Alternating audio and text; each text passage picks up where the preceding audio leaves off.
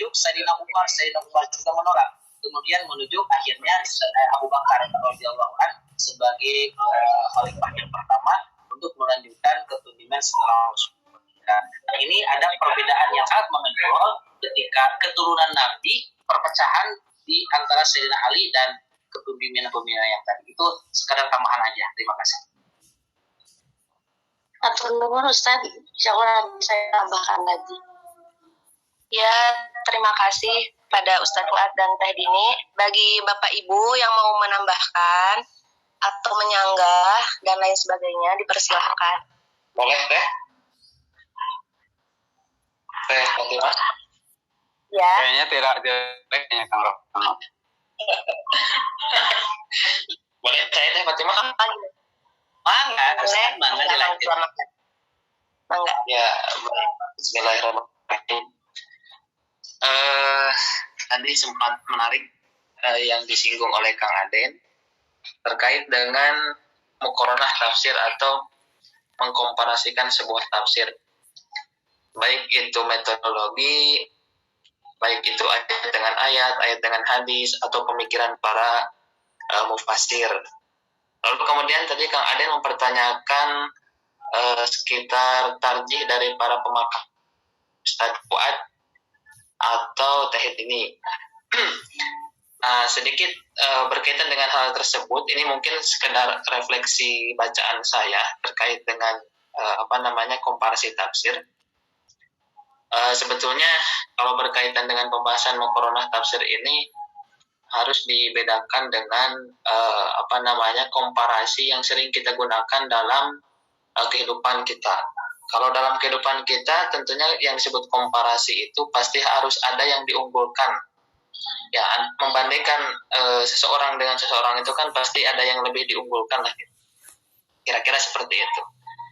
Nah, sedangkan dalam dunia akademik tentunya ini harus dibedakan dengan istilah yang sering kita gunakan. Kalau dalam dunia akademik tentunya yang dinamakan komparasi itu bukan ingin memilih atau mentarjih mana yang betul, mana yang tidak. Seperti tadi Teh Dini ketika ditanya antara pendapat Toba-Tobai dan Ar-Razi, ya, milih yang mana, misalkan pendapat yang mana yang lebih rojih gitu. Tentunya ya Teh Dini pasti milih Ar-Razi gitu, karena satu madhab lah, Ahlus Sunnah wal Jamaah. Mungkin kalau misalkan memilih Toba-Tobai kecuali ada indikasi yang lain. Nah, dalam dunia akademik tentunya hal ini harus agak sedikit dihindarkan, karena kalau dalam dunia akademik itu terlihat atau istilahnya kulturnya itu bukan ingin melihat keunggulan, tetapi ia lebih digunakan dalam rangka untuk memahami secara heuristik dua item yang berbeda. Kalau misalkan item pertama adalah Toba-Tobai, item yang kedua adalah Ar-Razi, nah di sini harus dilihat secara heuristik dua item tersebut dari segi metodologi, pemikiran. Nah, sehingga nanti kesimpulan akhir dari sebuah muqaranah itu tentunya adalah ingin melihat pandangan secara keseluruhan dari berbagai sudut terhadap objek yang kita teliti. Nah, tapi tidak apa-apa juga sih sebetulnya kalau kita ingin melihat pandangan dari pemakalah terkait mana yang paling rojih dan mana yang tidak. Hanya saja itu sekedar refleksi pembacaan saya saja, mungkin Kang Aden dan teman-teman yang lain. Jadi kalau saya ditanya nanti Kang Aden sama Kang Aden seperti itu, kebetulan nanti yang akan saya bandingkan 3 kitab tafsir yang mewakili 3 masa. Yang di list itu ada perubahan sebetulnya. Yang pertama ada Ibnu Katsir, kemudian Al-Qurtubi, dan yang terakhir itu jadi lupa. Ada 3 mufassir ya. Kalau ditanya mana yang paling unggul, mungkin saya tidak akan jawab siapa yang paling unggul, kecuali kalau metode yang paling bedanya di mana, persamaannya di mana tentunya akan ada. Ya, begitu saja mungkin Kang Aden, sekadar refleksi saja. Iya Kang, terima kasih. Ini saya ngambil bukan pemikiran sendiri ya. Ini ngambil dari bukunya yang berjudul Al-Quran Kita, Studi Ilmu, Sejarah dan Tafsir Kalamullah, karya Forum Karya Ilmiah Purnasiswa 2011, Kediri, Jawa Timur ya. Itu di halaman 230 poin 3. Di situ tentang membandingkan, atau ini subjudulnya metode mukoron atau dalam kurung perbandingan garis miring komparatif. Di poin 3-nya membandingkan berbagai pendapat ulama dalam menafsirkan suatu ayat Al-Quran. Nah, di situ ada ke bawahnya dari penulis itu dan juga menyertakan dalil-dalil dari setiap pendapat, lalu mengkritisinya dan mengunggulkan salah satu pendapat dan membatalkan pendapat yang lain. Nah, itu menurut versi buku ini yang disebut dengan Muqarranatut Tafsir. Nah, buku ini mengambil referensi dari Fahad Ar-Rumi ya. Referensinya di sini ada footnote-nya dari Fahad Ar-Rumi. Itu mungkin Kang Ustaz Abdul Rahman, saya mengambil referensi dari buku yang saya baca. Lalu tambahannya, ketika saya bikin skripsi di UIN Bandung, di situ juga saya oleh dosen pembimbing diarahkan kita itu harus memiliki sikap berpendapat gitu. Bagaimana pendapat kita terkait tafsir tersebut. Nah, gitu mungkin Kang. Ya, baik. Nuhun Kang Aden, nanti bisa di-share judulnya ya, kalau bisa fotonya buku. Namun kalau misalkan demikian, ini memang banyak perspektif terkait muqaronah tafsir. Ada satu kajian yang memang masih masuk pada muqaronah terkait dengan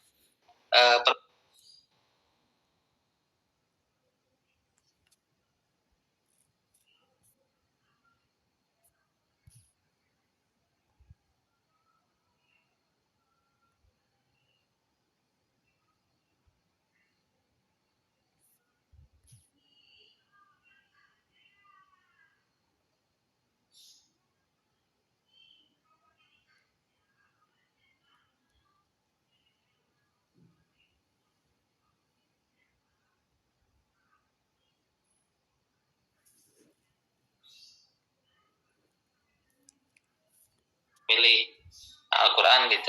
Dan kalau misalkan penulis Kristen misalkan pasti mengunggulkan mereka gitu.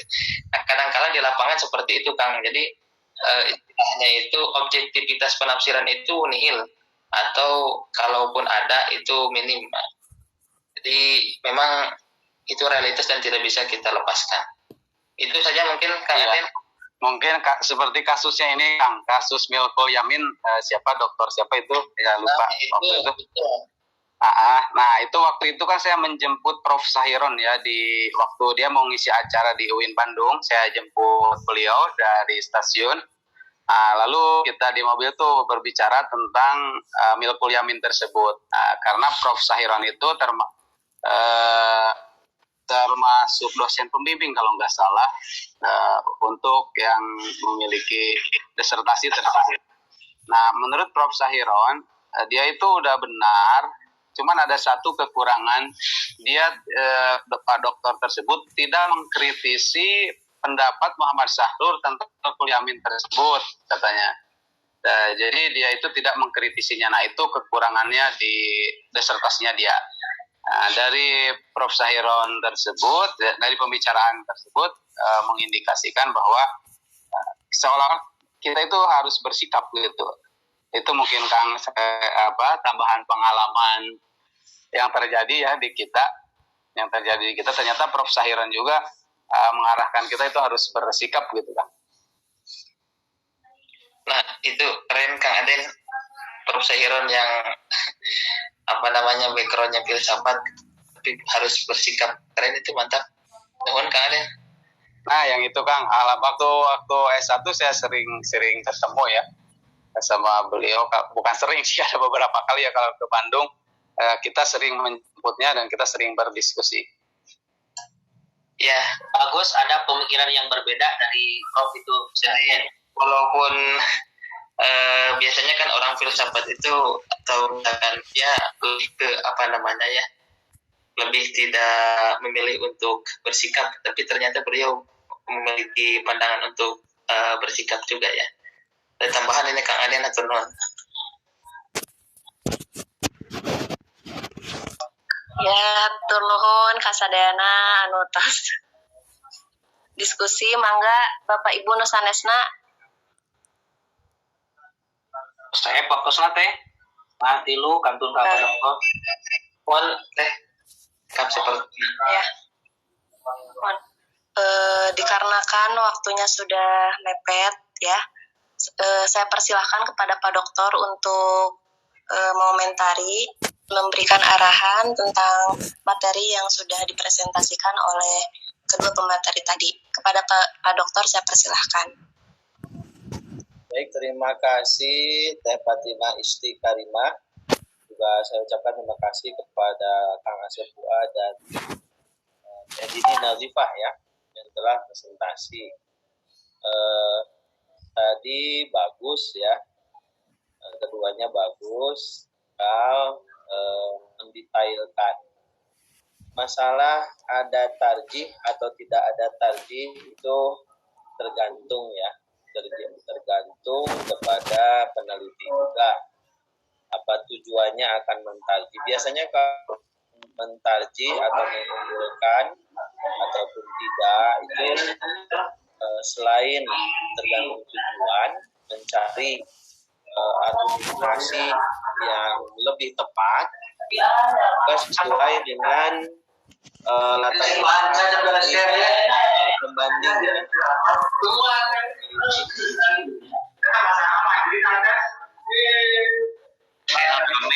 Amel. Ini punten siapa ya?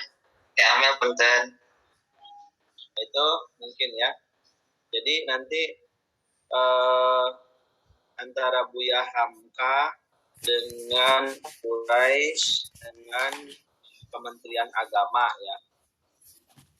Tadi dari latar belakangnya sudah ada penjelasan. Kemudian mungkin tinggal ininya ya, Kang Asep, corak-coraknya seperti apa.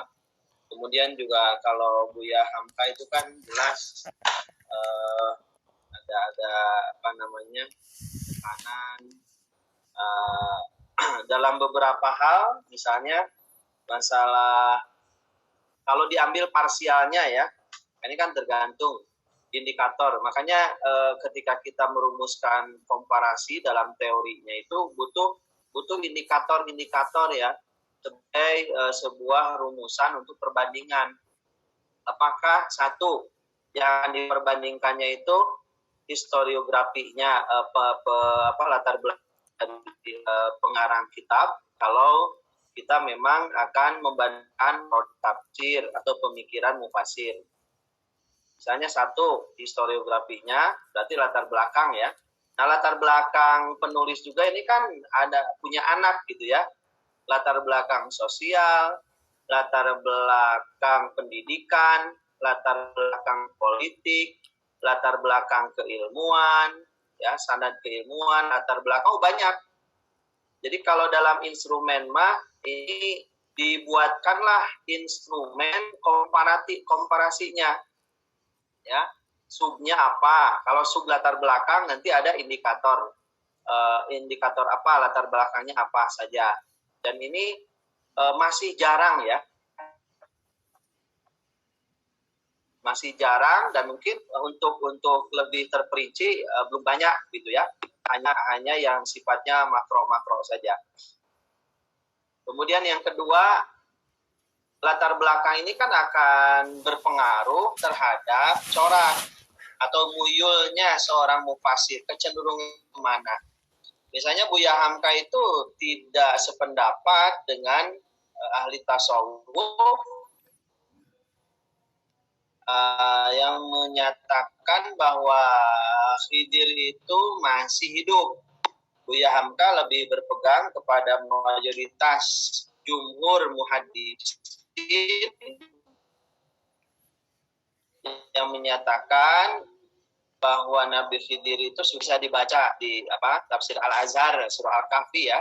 Nanti lihat lagi tafsir Pak Quraisy itu seperti apa, Kemenag ada nggak? Ya, kalau misalnya Kemenag karena lebih kepada global ya, ijmali, ya mungkin tidak sampai ke pembahasan yang detail seperti itu. Di tafsir Al-Misbah itu jarang ada tarjih, sehingga bagi pemula sebetulnya tidak disarankan untuk membaca tafsir Al-Misbah ya, karena Prof. Quraisy itu kan tidak awalnya kan dari bahasa ya, dari bahasa, sehingga beliau tidak mentarjih beberapa pendapat, hanya membiarkan saja, biarkan pembaca memilih sendiri pendapat-pendapat tersebut ya, sehingga bagi pemula ini sangat riskan sebetulnya ya, apalagi beberapa referensi, misalnya beliau mereferensi dari Toba-Tobai ya, Al-Mizan misalnya, walaupun belum tentu keliru, tetapi yang jelas orang kadang-kadang alergi juga kalau dari Toba-Tobai karena dianggap Syiah misalnya ya, dan memang Syiah, tapi kan Syiahnya Syiah yang mana, tetapi paling tidak pemikirannya ada. Dan selain corak, dari aspek metodologi ya, metodologi Hamka seperti apa, metodologinya Pak Quraisy seperti apa, Kemenag seperti apa, dan itu harus didetailkan juga ya. Metodologi itu bisa satu dari sumber hukumnya. Nah ini makanya walaupun 2 tafsir yang berbeda atau 3 tafsir yang berbeda, tapi perlu mengambil ayat yang sama. Ayat yang sama, kira-kira pemahaman ketiga penafsir itu sama atau berbeda gitu ya. Jadi perlu refleksi atau sampel lah, kira-kira begitu ya, walaupun tidak semuanya. Misalnya sampel dalam masalah akidah, dalam masalah fikih dan sebagainya. Tapi tentu ada yang samanya juga ya, ada yang sama juga. Makanya selain butuh instrumen penelitian dalam merumuskan indikator-indikator komparasi, juga dibutuhkan batasan-batasan supaya fokus. Ini batasannya dalam surah apa? Misalnya Al-Fatihah ya. Sebetulnya banyak juga, ada bukan banyak ya, adalah beberapa misalnya penelitian, dan memang itu terjadi, hanya tidak disebut komparasi saja. Misalnya beberapa proposal berbicara tentang kemarin itu masalah apa ya, perempuan misalnya menurut tafsir A, B, C, D gitu ya.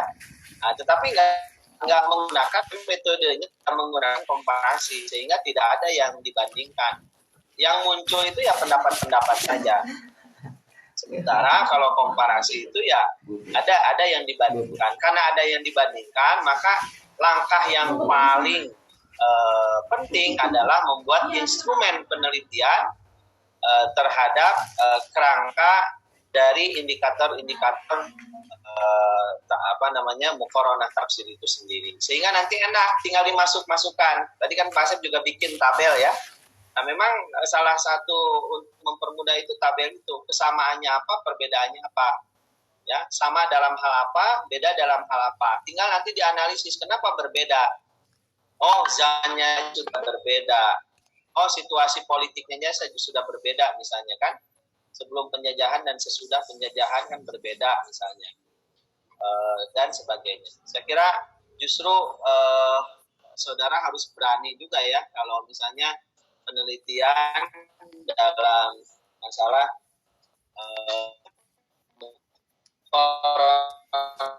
tafsir, karena memang belum banyak orang yang menulis di Bini Nazifah tadi tentang Alid ya. Nah, ini menarik juga Ahlul Bait ini. Bapak kebetulan kan 2016 ngajar di Universitas Al-Bait ya, Mafraq Yordania, hubungan gitu ya. Ternyata tidak ya, Yordania itu Sunni, jadi tidak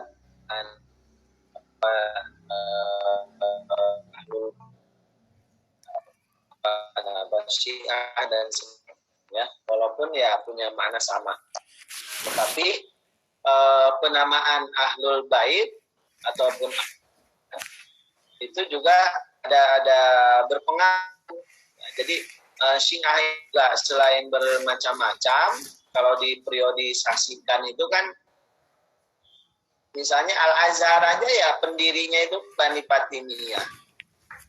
Ya, seolah-olah direbut lah oleh Sunni, kira-kira begitu. Makanya Syiah dengan Sunni ini secara kita bercermin kepada sejarah itu sangat sulit untuk bersatu, ya. Tidak hanya ada beberapa pokok usuluddin yang berbeda, gitu ya. Tetapi dari aspek siasah politik juga memang seperti atau ada sesuatu lah, kira-kira begitu ya. Karena historinya seperti itu. Satu-satunya jalan itu ya bagaimana kemudian noda-noda sejarah zaman dulu itu tidak perlu diungkit-ungkit lagi. Tapi kan ini tidak mudah ya, sulit, butuh kedewasaan dan sebagainya. Dan kita juga tahu di Palestina antara Hamas dengan Fatah itu kan Syiah dengan Sunni sebetulnya ya. Nah, cuman berbeda itu pasti karena mereka bisa mengkompromikan ya antara tiga besar di situ, ada Masehi, ada Islam, ada Syiah. Nah, jadi berbagi kekuasaan ya sehingga relatif stabil dibandingkan dengan negara-negara lain ya seperti Irak dan sebagainya. Karena pemikiran orang itu kalau sudah diimplementasikan akan menjadi suatu kebijakan. Begitu juga dalam paradigma berpikir dalam tafsir. Oleh karena itu, kenapa kita butuh mengkomparasikan? Sebetulnya akan mencari penafsiran ideal dengan masa kini, gitu ya. Kekiniannya apa? Sekarang ini kita butuh apa? Ya, orang sudah membuat apa? Nah, kita misalnya masih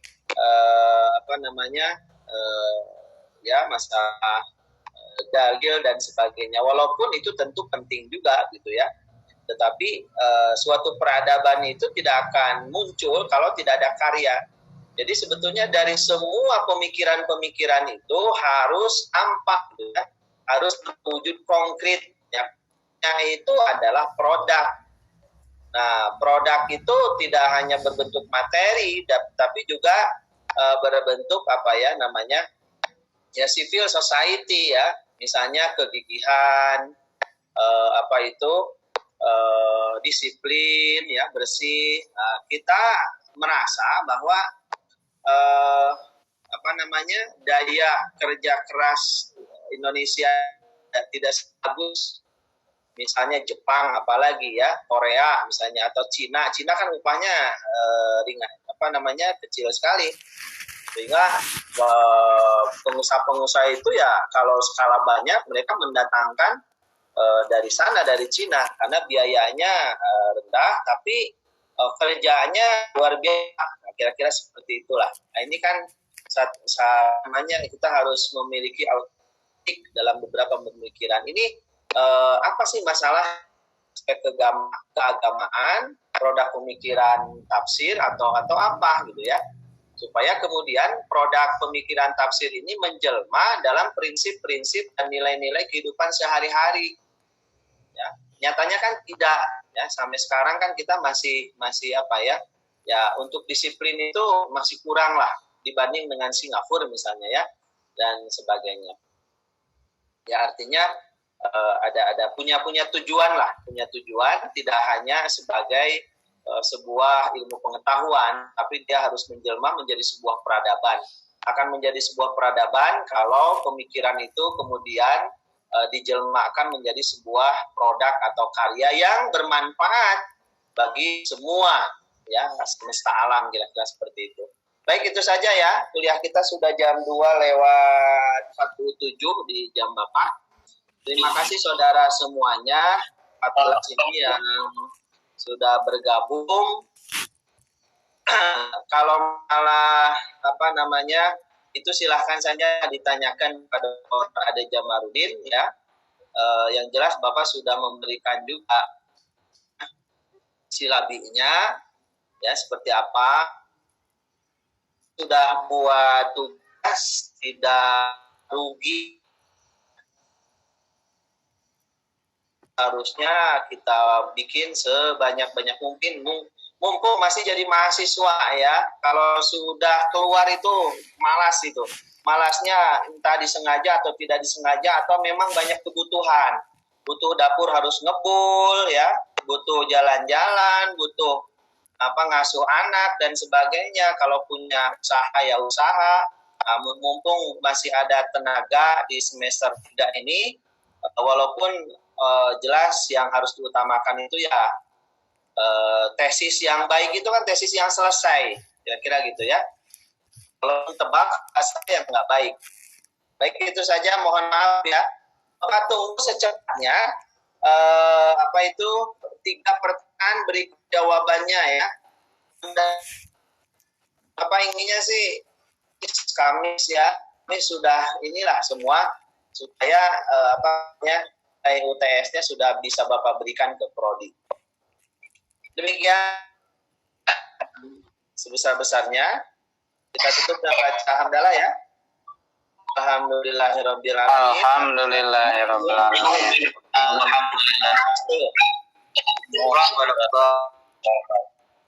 Waalaikumsalam. Saya kedengaran, Kedengaran kan jelas? Ya. Tadi saya mau konfirmasi.